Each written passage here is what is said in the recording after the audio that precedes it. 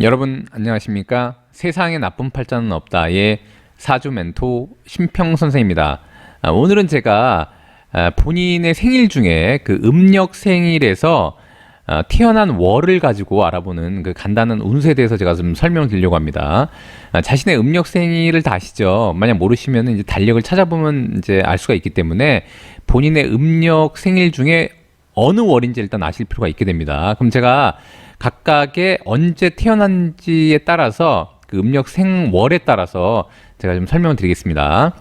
자, 우선 그 음력 1월생 같은 경우에는 이제 대략 한 인월생 정도가 됩니다. 음력 1월이 딱 인월에 맞아 떨어지는 것은 아닌데 대략적으로 약간 비슷하다고 보시면 됩니다. 그래서 이제 고전에 어떻게 나와 있냐면 이 음력 1월생 같은 경우에는 일단 관운에 굉장히 유리하다라는 표현이 되어 있습니다. 그 이유가 뭐냐면 이제 이 인이라는 글자가 이제 한마디로 이제 권력을 상징하는 글자가 되기도 합니다. 그래서 만약 이 사람이 조직에 이제 투입돼서 일을 하게 된다면 아무래도 이제 다른 사람들보다는 좀 이제 그 관직에 대한 어떤 운이 좋다라고 표현을 한 것이고요. 그다음에 아까 방금 말씀드렸던 것처럼 아무래도 이제 권력이라고 하는 그런 에너지가 있기 때문에 좀 더 다른 사람들보다는 일단 그 조직에 가담하면 좀 더 이제 높은 고위에 올라갈 수 있는 그런 가능성이 있다라고 일단 표현을 해놨습니다. 다만 일단 좀 소심하다는 표현도 되어 있는데 뭐 소심하다는 것은 우리가 지금 말하듯이 이제 소심하다기보다는 좀 더 이제 일에 약간 철미하고 그다음에 이제 약간 꼼꼼하다 뭐 이런 의미로 일단 보시면 좋을 것 같습니다. 그다음에 이제 재물의 도움이 일단 많다라고 일단 표현이 되어 있는데 이건 뭘 의미하냐면 이제 본인이 뭔가 일을 할 때 도움을 받고자 한다면 주변으로부터 재물적인 도움을 많이 받을 수 있는 월이 바로 1월생 그 생일을 갖고 있는 사람이라고 일단 보시면 됩니다. 근데 다만 제가 이제 말씀드리고 싶은 것은 뭐냐면 이 월이라고 하는 것이 그 사주팔자에서는 굉장히 중요한데 왜냐하면 이제 월이 곧 그 사람의 격을 그 규정하기 때문에 그렇습니다. 근데 그렇다고 하더라도 이 월만 보고 그 사람의 모든 기륭을 판단할 수는 없기 때문에 그냥 지금 이 영상을 보시는 우리 아로하 씨도 그냥 참고만 하시면 좋을 것 같습니다. 그래서 이제 음력 1월생 같은 경우에는 가족에 있어서 이제 그러니까 처자식과의 화합도 굉장히 좋다라고 일단 되어 있습니다. 자, 그다음에 2월생 같은 경우에 음력 2월생 같은 경우에는 심성이 온화하고 그다음에 이제 총명하고 지혜가 있고 이렇게 이렇게 표현을 해놨는데 보통 이제 그 임묘 이런 글자들이 아무래도 이제 봄을 나타내는 글자, 즉 이제 목의 방위에 있는 글자들입니다. 그렇기 때문에 일단 우리가 목이라고 하는 것은 이제 그 사람으로 말하면 그 청년기를 의미하고요. 그러니까 소년기를 의미합니다. 소년기를 의미하고 그다음에 이제 우리가 색깔로 보더라도 이제 초록색, 푸른색 이런 것을 의미하기 때문에 아무래도 조금 더 일단 낙관적인 어떤 태도를 취한다고 일단 보시면 되고요. 그다음에 여기 총명과 지혜라고 되어 있는데 이 목이라고 하는 것은 그 이제 그 아시다시피 우리가 보통 이제 사주팔자에서 일단 목화통명이라는 개념이 있습니다. 그래서 목이 잘 발달하고 화랑 잘 이제 그 통하면 아무래도 총명하고 지혜가 있다고 얘기를 하기도 하고요.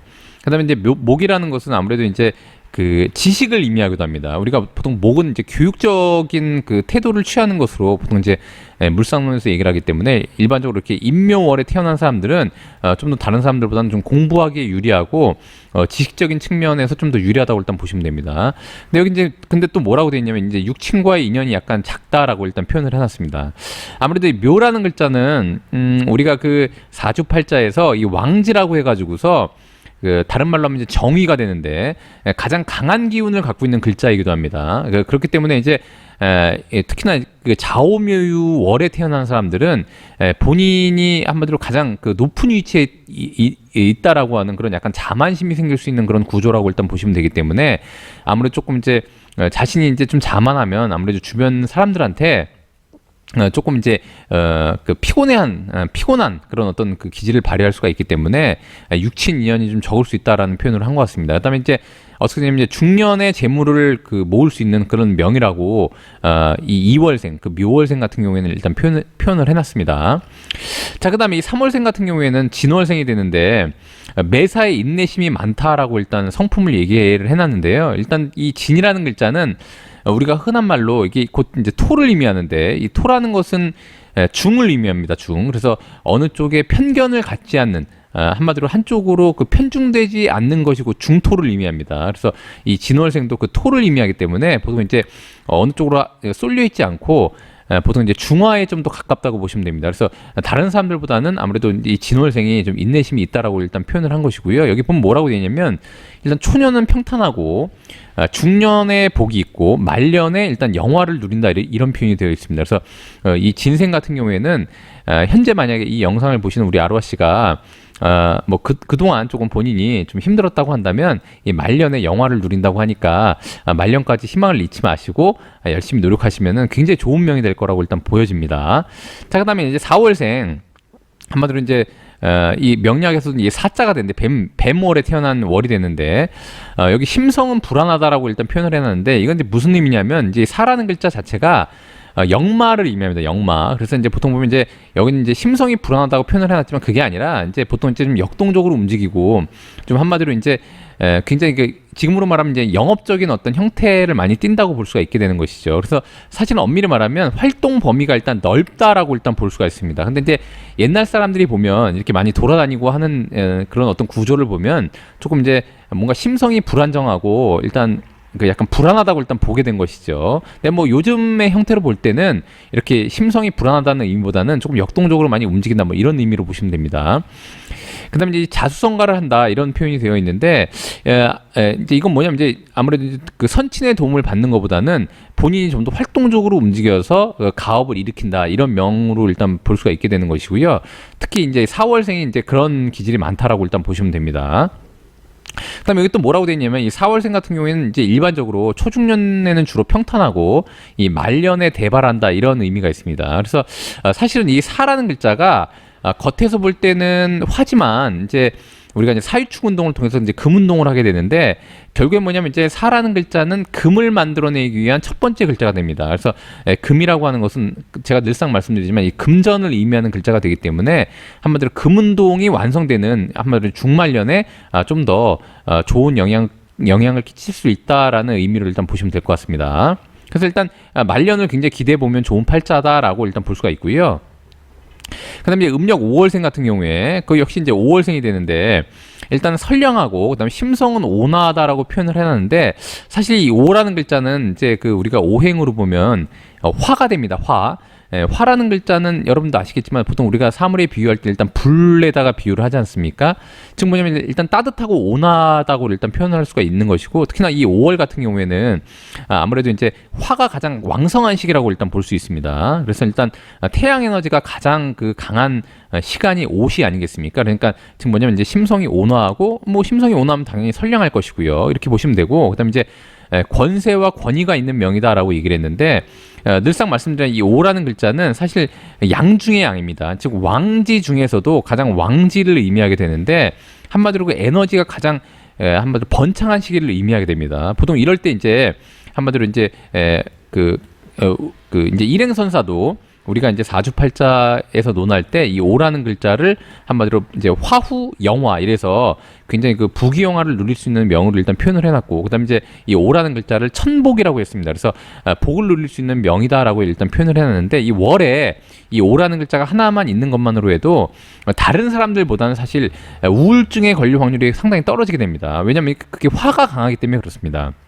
그래서 일단 권세와 권위가 있는 명이라고 했고 그다음에 이제 귀인을 얻을 수 있다라고 일단 표현을 해놨는데 아까도 말씀드렸다시피 이 오라는 글자는 곧 천복을 의미하기 때문에 더군다나 이제 본인의 이름을 떨치기가 굉장히 이제 용이한 것이 되는 것이죠. 왜냐면 화라는 것은 제가 분산작용이라고 말씀드렸지 않습니까? 그래서 모든 것을 벌리고 펼치고 이런데 굉장히 용이한데 아무래도 일단 주변의 도움을 많이 받을 수 있는 명이다라고 일단 보여주고 다만 근데 이제 부부 사이 특히 이제 부관계를 유의해야 된다 이런 얘기가 있는데 아까도 말씀드렸다시피 이제 오라는 글자는 왕지 중에 왕지이기 때문에 본인이 가장 한마디로 이제 잘났다고 생각하는 성향이 있습니다. 그래서 일단 주변의 인물들 특히 가족 관계에 있어서 상당히 좀 유의할 필요가 있고 이제 특히나 이제 부부 관계에 있어서는 좀 더 배려하고 이해해주는 마음을 갖는 것이 좀 중요하다라고 일단 볼 수가 있게 됩니다.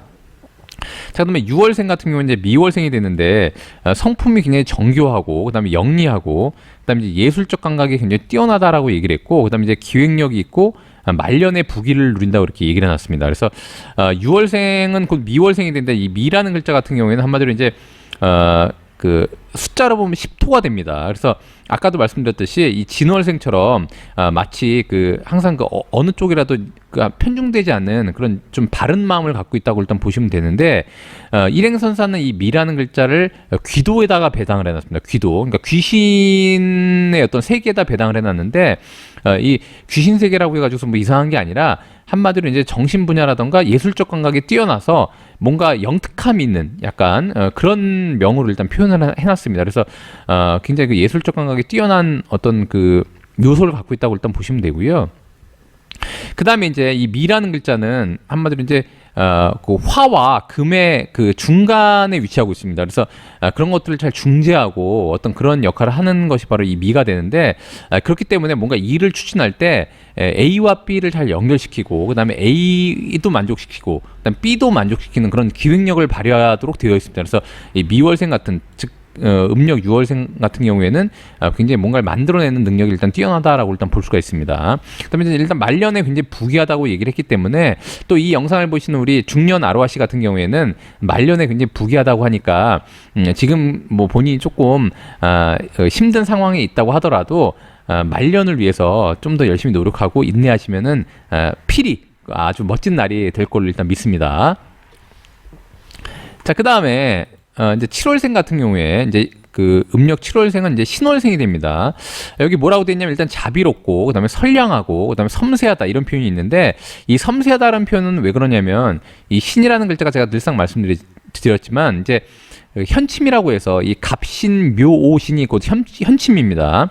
그래서 이 신이라는 글자는 약간 정교와 예리의 상이 있다고 제가 말씀드렸는데, 특히 이 신이라는 글자는 또한 이제 이 한마디로 이제 오행으로 말하면 금이 됩니다. 그래서 금이라는 것은 우리가 이제 보더라도 약간 냉철함을 갖고 있는 어떤 이미지가 있지 않습니까? 약간 차갑고 냉철한 그런 이미지가 있기 때문에 특히나 이 신월생 같은 경우에는 좀 더 약간 그 섬세하고 약간 그 냉철한 그런 면이 있기도 하고요. 근데 그 이면에는 자비롭고 선량하다라고 일단 이렇게 표현을 해놨습니다.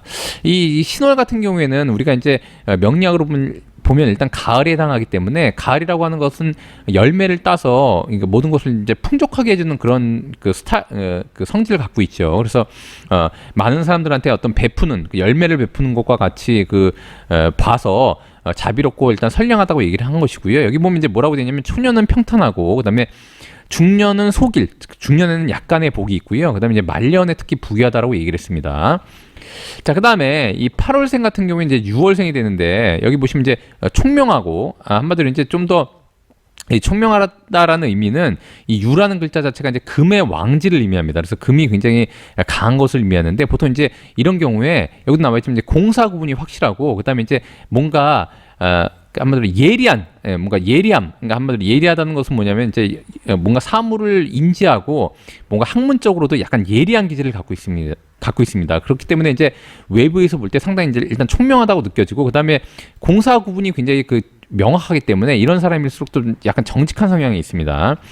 그다음에 이제 일단 재산이 있다라고 얘기를 했는데, 특히 6월 같은 경우에는 아까도 얘기했지만 이게 곧 금기를 얘기하기 때문에 본인이 만약에 마음을 먹는다면 다른 사람들보다는 사실 이제 이 금기가 하나 있는 것만으로도, 즉 이 신유월생 같은 경우에는 금이라는 글자가 월, 즉 뭐냐면 자신의 그 사회를 얘기하는 월을 차지하고 있기 때문에 보통 이런 경우가 금융과 연결이 되는 경우가 굉장히 많습니다. 그러니까 사회적인 태도에도 보통 이 6월생이나 이 신월생 같은 경우에는 금융이라던가 아니면 경제라던가 아니면 이제 회계, 세무 이런 분야에 인연할 확률이 높은데, 그런 의미에서 좀 재산을 모을 수 있는 확률이 일단 높다고 보시면 되고요.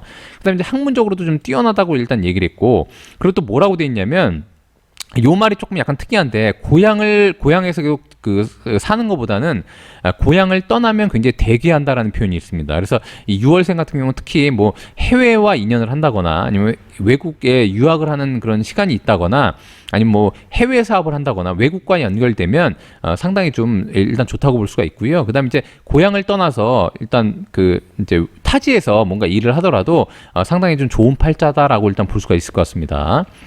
자, 그다음에 음력 9월생, 지금 이제 술월생이 되는데, 성품은 굉장히 강직하고, 그다음에 권세가 있다고 일단 표현을 해놨고요. 그다음에 기술에 능한데, 특히나 이 술이라는 글자는 한마디로 우리가 그 예술할 때 예자를 의미합니다. 그래서 보통 이제 술이라는 글자를 하나 갖고 있는 것만으로도 그 사람의 손재주가 상당히 일단 좋다고 보시면 됩니다. 그래서 특히나 이 월에 이 술이라는 글자를 갖고 있으면 만약 이 사람이 기술직에 가담해서 일을 한다 그러면 상당히 일단 좋다고 일단 보여지고요. 그런데 일단 결혼은 좀 늦게 하고 자식도 늦게 난다 이런 표현이 있습니다. 그래서 가능하면 수월생 같은 경우에는 약간 만원, 즉 뭐냐면 결혼을 좀 더 신중하게 하고 뭐 요즘에는 뭐 결혼을 늦게 하는 것이 일단 추세이기 때문에 뭐 옛날처럼 이렇게 결혼을 빨리 하는 것이 아니니까 가능하면 이제 좀 연애 기간도 좀 길게 잡고 좀 여유 있게 결혼하는 것을 좀 한마디로 이제 권하고 있다고 일단 보시면 됩니다. 그다음에 음력 10월생 같은 경우에는 이제 해월생이 되는데 여기에는 이제 해라는 글자 자체가 우리가 이제 큰 강, 큰 바다 이런 것을 의미하기 때문에 넓은 마음이 있다 이런 표현이 있고요. 그다음에 이제 해라는 글자도 역마에 해당하기 때문에 좀 분주하게 움직이는 글자라고 일단 보시면 됩니다. 그렇기 때문에 이제 상당히 부지런한 어떤 명이다라고 일단 표현을 했고요. 여기 나와 있듯이 상당히 역동적인 삶을 살고 상당히 이제 좀 한마디로 글로벌하고 그다음에 좀 이제 본인의 어떤 그 활동의 그 범위가 크면 클수록 상당히 좀 좋은 명이다라고 일단 보시면 됩니다. 그래서 그런 면에 있어서는 그냥 가만히 앉아서 일하는 사무직보다는 좀 더 움직이면서 돈을 벌 수 있는 그런 일단 영업이나 아니면 이제 뭐 아까도 얘기했듯이 해외와 관련된 일이라던가 아니면 이제 우리나라의 여러 군데를 돌아다닐 수 있는 일을 한다 그러면 더욱더 일단 좋은 명이다라고 일단 볼 수가 있습니다. 그다음에 이제 음력 11월생 같은 경우에는 일단 자월생이 되는데 여기 뭐라고 되냐면 약간 성격이 급하고 그러면서도 이제 영리하고 기획력이 굉장히 좋다라고 얘기를 했는데 왜냐면 이제 추운 겨울에 태어난 사람일수록 조금 약간 경직된 성향이 있습니다.